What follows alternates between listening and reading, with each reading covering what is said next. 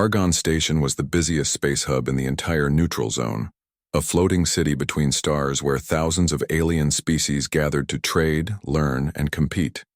Its halls were filled with glowing signs in different languages, the air alive with buzzing translators and curious eyes.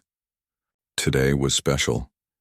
It was the opening day of the Great Engineering Exhibition, an event where the brightest minds of the galaxy brought their most advanced creations to display.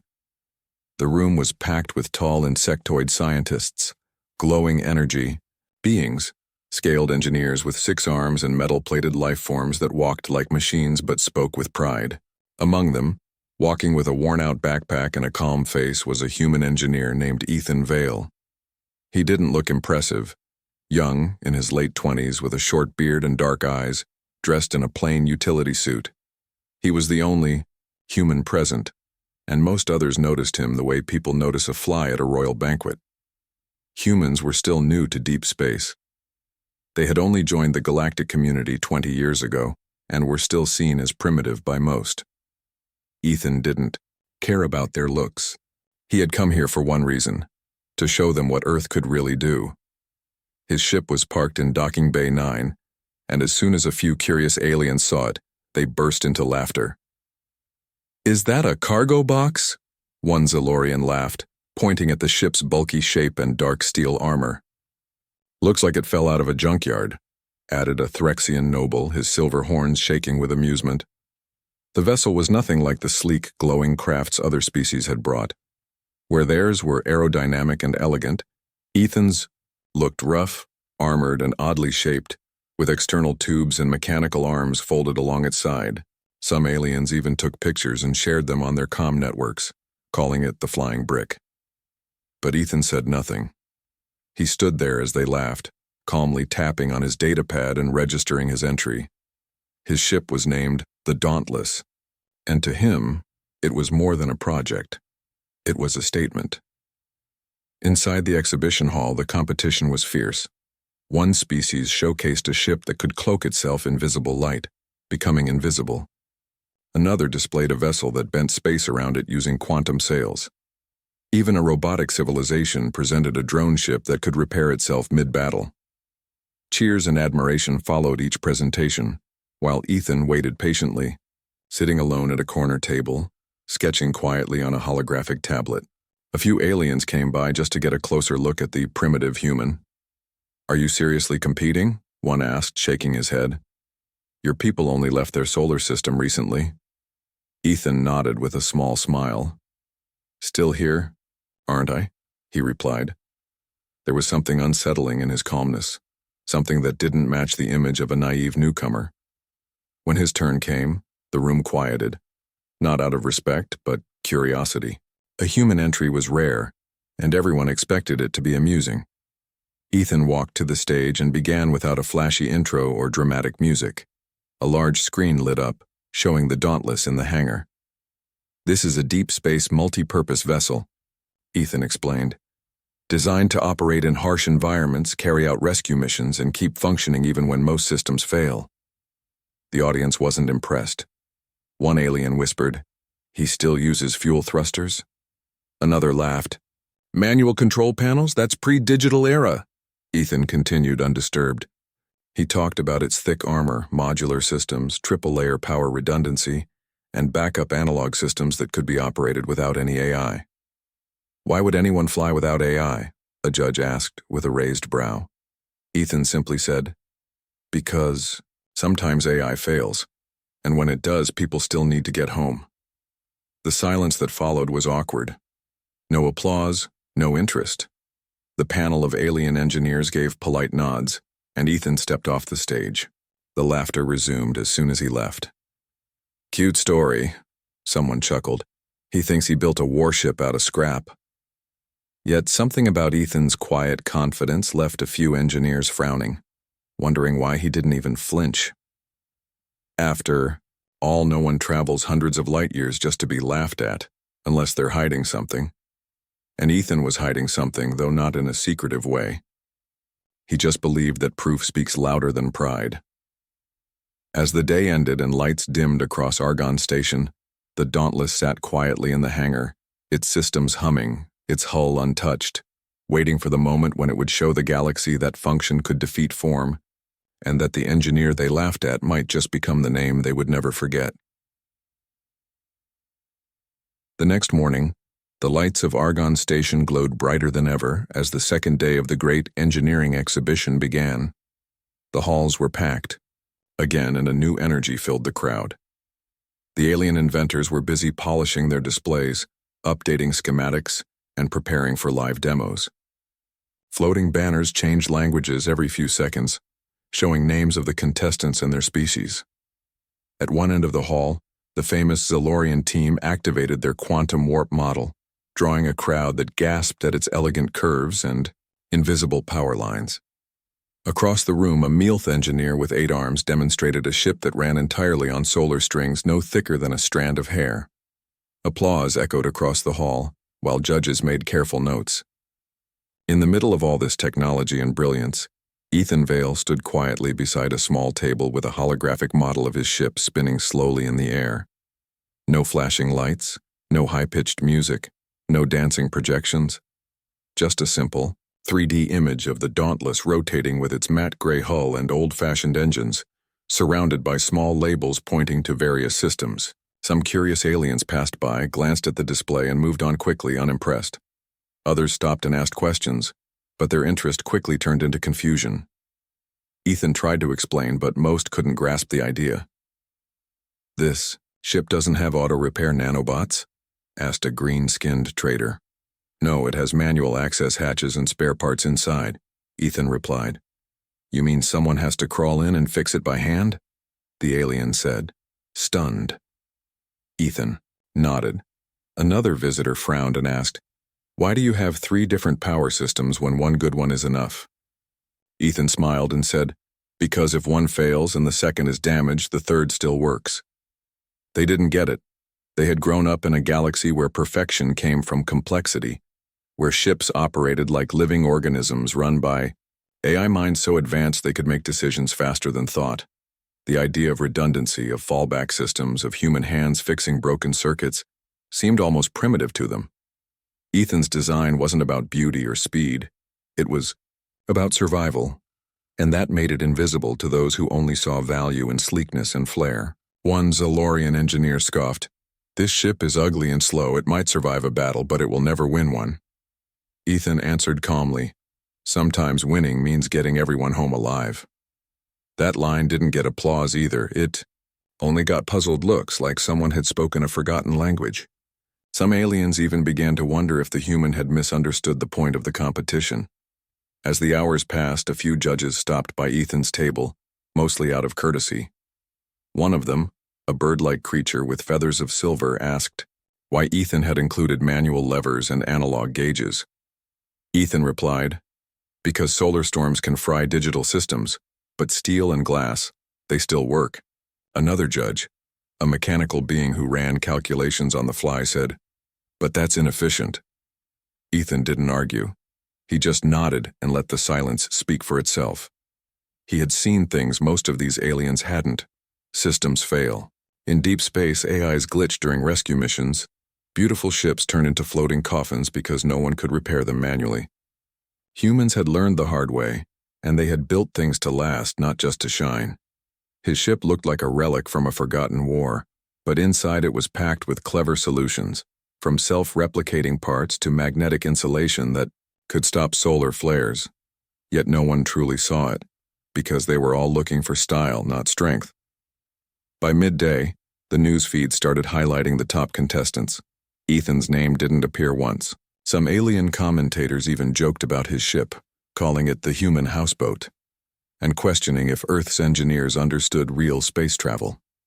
The mockery from the day before returned in whispers and quiet laughter, but Ethan remained calm. He walked around, watched others' presentations, even asked questions like a student eager to learn. Some aliens began to notice this quiet behavior, and it unsettled them. Why wasn't he defending his work? Why wasn't he arguing or explaining harder? It was as if he was waiting for something. And he was. Ethan knew that no words, no diagram, and no fancy chart could prove the worth of his ship. It would take A situation, one no one expected, for the truth to come out. And when it did, the same engineers who now looked down on his work would be forced to look up at it. Somewhere deep inside, even the loudest critics felt a strange discomfort around the Dauntless. They couldn't say why, but something about its design felt prepared. As if it had been built not for shows or parades, but for the moment everything else failed. And so the second day ended just like the first, with applause for others, laughter from some corners, and Ethan quietly walking back to docking. Bay 9. He ran his hand along the cool surface of his ship, watching the way its plain steel caught the light. It wasn't beautiful, but it was ready. And soon the galaxy would understand the kind of mind that had built it, not one obsessed with appearance, but one that valued life, foresight, and grit. Suspense lingered in the air, though no one knew its name yet. The Dauntless was waiting, and so was the challenge that would make every laugh vanish. The third day at Argon Station began like the others, with lights flashing across the domed ceilings and announcements echoing through the vast exhibition halls. But by noon, everything changed. A red alert blared through the station's speakers, silencing the crowd as warning symbols flashed in every known language. A mining colony on the edge of the system, Outpost T-47, had sent a distress signal. A sudden solar flare from a nearby star had struck the area, disabling their communication systems, frying digital controls, and triggering a magnetic storm that cut off every automated rescue attempt. Nearly 50 workers, including some from high-ranking species, were trapped beneath the surface in underground tunnels that were rapidly losing air and light. Panic swept through the exhibition. Some engineers offered their ships, but the station's AI rejected most. Their crafts were too fragile, too dependent on high-tech systems that were now useless in the storm. Even the most advanced models failed the simulation tests. Shields collapsed under pressure, AIs malfunctioned due to the radiation, and power sources fluctuated. The same judges who had laughed at human simplicity now stood in silence, watching as the rescue mission failed again and again on screen. Then, a voice cut through the tension, calm, steady, and completely unexpected. "I'll go," said Ethan Vale, standing beside the quiet projection of his ship. At first, no one responded. Then someone laughed, thinking it was a joke. But Ethan walked straight to the command console, requested emergency launch clearance, and submitted the manual, override codes for a human-operated vessel. The station's AI ran a fast simulation using the Dauntless's specs, and for the first time that day, the system gave a green light. The human ship, mocked for being old-fashioned and slow, was the only one capable of surviving the storm's effects. Its thick hull was resistant to radiation, its controls fully manual, and its systems backed up by layers of analog tools that would not be affected by electromagnetic interference. As the hangar doors opened and the Dauntless powered up, the same aliens who once mocked its design now stood in silence, watching the steel vessel rise with a low hum, blue thrusters glowing steadily, no sleek curves, no elegant shimmer, just raw strength and purpose. Inside the cockpit, Ethan flipped switches, adjusted dials, and locked in coordinates by hand, his fingers moving with practiced ease. There was no AI to guide him, no voice to give him comfort, just his instincts and a machine he built with his own hands. As he neared the storm, the view screen flickered, static crawled across his sensors, and the heat outside began to rise. Most ships would have turned back, their systems collapsing one by one. But the Dauntless pressed on. Its reinforced shielding and magnetic field buffers held steady. Its oxygen recycling systems remained untouched by the chaos outside. Ethan guided the ship into the planet's atmosphere, using only visual markers and manual thrust, something no alien pilot had ever practiced in centuries. He landed near the outpost where the structures were half buried in ash and dust. Suiting up, he entered the tunnels with a portable generator and repair kit, his steps echoing in the dark. Inside, scared miners from different species looked up in shock as a lone human arrived. Light pouring from his helmet, he spoke calmly, gave out oxygen masks, restarted life support, and guided them back in groups to the surface. It took 4 trips, each one harder than the last as debris shifted and tunnels collapsed. But Ethan never gave up. The Dauntless stayed, online the whole time, its systems enduring the pressure, its design proving every line in the blueprints had a purpose. When the final group was aboard and the ship lifted off, the station's entire command center watched in stunned silence. The screen showed the battered, smoke-stained Dauntless punching back through the magnetic storm like a tank in space, engines rumbling, wings scratched but steady. Inside, 50 miners sat strapped in, eyes wide with disbelief and respect. When Ethan finally docked back at Argonne Station, a crowd had gathered in the hangar, aliens from every corner of the galaxy waiting to see the human they had once dismissed. The doors opened, and Ethan stepped out, helmet tucked under one arm, face covered in sweat and soot but eyes clear and calm. No one laughed this time. The same judges who once gave him cold stares now looked at him with quiet awe. Reporters flooded in, trying to ask questions, but Ethan simply said, "Ship held up fine. That's what it was built for." His words were simple, but they carried more weight than any technical explanation. That day, the Dauntless became more than a ship. It became a symbol of resilience, of practical thinking, of courage under pressure. And Ethan Vale, the quiet Earth engineer, had done something no simulation, no award, and no design could match. He had saved lives. Not because his ship was the most beautiful, but because it was the most prepared. And across the station, from labs to lounges, a quiet conversation began. Engineers started studying human blueprints, rethinking their reliance on perfect systems and wondering how much they had missed by ignoring the power of simple, strong, human design. The trial by fire had come, and only one ship had passed through it. The Dauntless, born on Earth, doubted by the stars, but now a legend in the making. After the rescue at Outpost T-47, Argonne Station changed in ways no one expected. Where once Ethan Vale's ship was laughed at and ignored, now it was the center of every conversation. Engineers, scientists, and curious minds from every corner of the galaxy lined up outside Docking Bay 9, hoping to catch a glimpse of the Dauntless or ask its creator a question. Some came with notebooks, others with scanners, trying to understand how a ship so basic-looking had done what no advanced vessel could. Ethan, still calm and quiet as ever, allowed limited tours inside his ship but refused to hand over his full designs. "You can look," he said, "but some things aren't just lines on paper." Those who stepped inside were shocked, not because of what they saw but because of what they didn't. There were no glowing AI cores or voice-controlled systems, no auto-adjusting gravity fields or nanotech cleaners. Instead, they found thick cables, backup batteries strapped into place with brackets, toolkits mounted on walls, and emergency systems that could be activated with a single mechanical switch. At first, many called it messy, outdated, or even chaotic. But the more they looked, the more they began to understand. Every system had a purpose. Every backup was thought through. Nothing was there for style or decoration. It was like walking through the mind of someone who had fought every possible failure before it happened, and planned for it. Some aliens couldn't accept it. They believed Ethan had help or hidden technology. Rumors spread quickly. Some claimed Earth had discovered a lost alien archive and copied its designs. Others believed the Dauntless was a decoy and that the real ship was still hidden. But no matter how many scans were done, no one found anything extraordinary.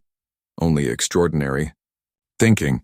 One Zalorian scientist named Dr. Krell, known for her pride in elegant engineering, spent hours inside the ship with a team of analysts. When she finally exited, she simply said, "They designed it to survive, not impress. That's what we forgot." Across the exhibition hall, something unexpected began to happen. Engineers from other species started redesigning their systems, not to make them faster, but to make them tougher. Redundant power cells, manual overrides, magnetic shielding, all ideas they once mocked were now appearing in their blueprints. A few even tried to speak to Ethan for advice, but he offered little more than short answers. "It's not about copying," he explained. "It's about mindset. We build like we expect everything to go wrong, because sometimes it does. The Galactic Engineering Council, embarrassed by their earlier behavior, requested Ethan to speak at a private summit. There, before the most advanced minds in the galaxy, he opened a small metal box and pulled out a simple wrench. Holding it up, he said, "This saved my life more than any AI. Because when the lights go out and the systems crash, it's your hands and your will that keep a ship flying." Silence filled the room. These were beings who prided themselves on intellect, yet in that moment they realized the difference between intelligence and wisdom. Humans, though new to galactic travel, had learned through hardship, systems breaking, in space lives lost because an AI made the wrong choice, missions failed because digital controls stopped responding. And so, Earth had turned to what it knew best, hands-on thinking, backup after backup, and designs built for the worst days, not the best. Slowly, alien academies began including human design principles in their training. The term dauntless protocol was coined, referring to systems that could run in total isolation, with manual controls and layer upon layer of failure-proof methods. But Ethan knew the interest in human engineering wasn't just about systems. It was about trust in simplicity, in human instinct, and in the belief that technology should serve survival, not style. Late one night, as he sat alone in the Dauntless reviewing flight logs, a young alien cadet knocked on the hull and asked for advice. "What makes your ship so strong?" the cadet asked nervously. Ethan thought for a moment, then pointed to the seat beside him. "Sit," he said. When the cadet obeyed, Ethan pulled up a diagram of the Dauntless and zoomed in on a tiny fuel pump, then on a sensor cable, then on the armor plating. "Everything in this ship," he said slowly, "was built thinking, what if I'm all alone? What if there's no AI, no help, no time? Will this hold? Can this be fixed with two hands?" That's the secret. We build for the edge. We build for the worst day of your life. The cadet nodded slowly, realizing it wasn't magic or mystery. It was preparation. It was mindset. Meanwhile, on the other side of the galaxy, whispers of a coming threat began to spread. Ships vanishing in deep space, strange signals picked up on long-range sensors, and colonies reporting systems failing with no clear cause. Some dismissed it as space noise. Others feared something was moving in the dark beyond the known worlds. But those who had seen the Dauntless in action began to ask a quiet question. Would our ships survive something like that? And the answer often was no. Slowly, quiet requests for human engineers started coming in from distant systems, offers for cooperation, invitations to teach. Earth, once seen as backward, now held a secret the galaxy suddenly wanted. But Ethan wasn't interested in fame or lectures. He had built his ship not for glory, but for moments when everything else broke. The Dauntless had proven its worth, but the stars were still dangerous. And somewhere beyond them, a new test was approaching. One no one could predict, but Ethan had already begun to prepare for it, because that's what humans do best. The galaxy never forgot the day. The Dauntless flew into the storm, but what followed in the weeks and months ahead was something no one, not even Ethan Vale, could have predicted. What had started as laughter turned into questions, and questions became respect, then something deeper. Admiration that crossed species, cultures, and borders of technology. Stories of the Earth engineer and his stubborn, steel-wrapped ship spread faster than official reports. Children in distant star colonies built model versions of the Dauntless, using scrap parts and calling themselves storm flyers. Alien elders, once proud of their sleek, flawless systems, now quoted human sayings like, "Always prepare for the worst," and "A tool in hand is worth more than 1,000 circuits." On research stations and military fleets, commanders began to request Earth-style backup modules and manual override systems. What was once mocked as primitive had become a new gold standard, and Ethan Vale, the quiet man from a forgotten world, had become something no simulation or contest could create, a living legend. But legends are never born in comfort, and far beyond the safety of Argon Station, the galaxy had started to shift. Strange voids were appearing along trade routes, invisible pockets where machines simply died. No signals, No explosions, just silence. Entire ships vanished without a trace. Some believed it was a natural anomaly. Others whispered of an unknown force that fed on energy. High-tech fleets with advanced shields and AI coordination tried to investigate but never returned. Panic began to spread slowly but surely until someone said the words everyone had been thinking. Maybe. We need the Dauntless. At first, Ethan refused the idea. He wasn't a hero, just a builder who trusted his hands more than fancy tools. But when he saw the faces of a delegation from the Arkan Confederacy, a species that once mocked him, now begging for help, he sighed, checked the old systems of his ship, and simply said, "Tell me where." The Dauntless launched again, this time not to rescue miners or prove a point, but to explore the edge of the unknown. A fleet of scouts followed behind him, armed with the latest technology, but none dared go first. Only Ethan flew into the dark, where all sensors failed and AI voices fell silent. Inside his cockpit there was no panic. The dials still glowed, the engines still hummed, and his fingers still knew every switch by feel. Hours passed, then a day, then two, with no signal. Some believed he was gone too, but on the third day the static cleared and a message echoed across the starnet, crackling, tired but clear. Manual power works. Pulse drains tech, not metal. Send help. Bring tools, not code. The shock was immediate. The danger wasn't a weapon or alien force, but a region of space where energy-based systems simply collapsed. It fed on advanced tech like a parasite, but ignored simpler machines, the kind Earth still built. Ethan's ship, with its layers of mechanical backups and analog strength, had survived where entire fleets had failed. A rescue operation was launched using hybrid ships based on Ethan's designs. They reached him, repaired the smaller vessels nearby, and confirmed the new threat. The region was marked and named the Black Fold, a reminder of the galaxy's dependence on fragile systems and the strength of those who prepared for failure. When Ethan returned to Argon Station, he found not just admirers but followers.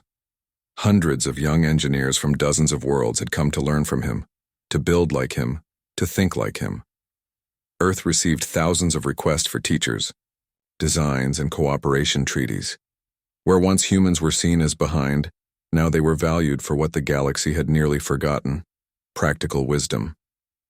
The Galactic Engineering Council offered Ethan a seat, titles, and awards, but he refused them all.